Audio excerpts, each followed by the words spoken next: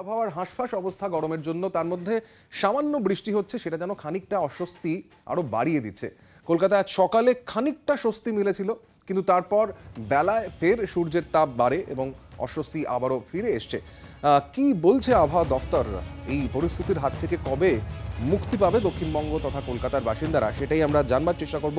অয়ন ঘোষাল আমাদের প্রতিনিধি এই মুহূর্তে রয়েছেন আমাদের সঙ্গে। অয়ন, জানতে চাইবো কি জানাচ্ছে আবহাওয়া দফতর, স্বস্তি কবে মিলছে? কলকাতার আকাশ আজ সারাদিনই আংশিক মেঘলা, এখনো আংশিক মেঘলা আকাশ, এবং যত বেলা বাড়বে অর্থাৎ যত ঘড়ির কাঁটা আস্তে আস্তে 12টার দিকে এগোবে তত অস্বস্তি বাড়বে। এবং এই অস্বস্তি বা ঘাম অস্বাভাবিক বেড়ে যাওয়ার একটা বড় কারণ আসলে ইতিবাচক, কারণ পূবালি হাওয়ার প্রভাব দক্ষিণবঙ্গে, বিশেষ করে গাঙ্গেয় দক্ষিণবঙ্গে অত্যন্ত বেশি মাত্রায় সক্রিয়।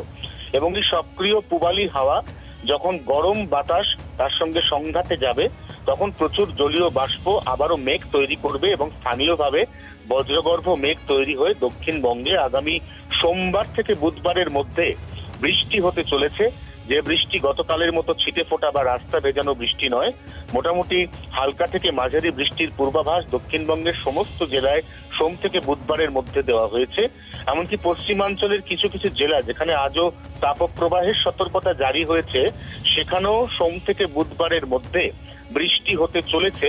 এখনো পর্যন্ত আলিপুর আবহাওয়া দপ্তরের পূর্বাভাস এমনটাই।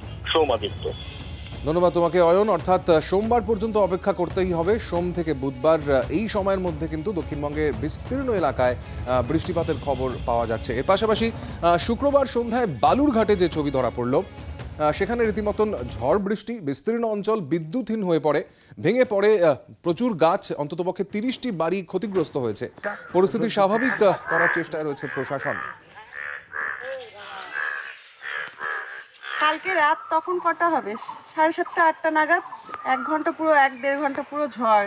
তারপরে বাড়িতে লাইন নেই, সব ইলেকট্রিক পোল এই যে ভেঙে গেছে, রাস্তায় গাছ পড়ে লাইটের ওপরে তার গিয়েছে, বাড়িতে জল নেই, মানে লাইন কখন আসবে তো ঠিক নেই। তাড়াতাড়ি ব্যবস্থা যেন করে।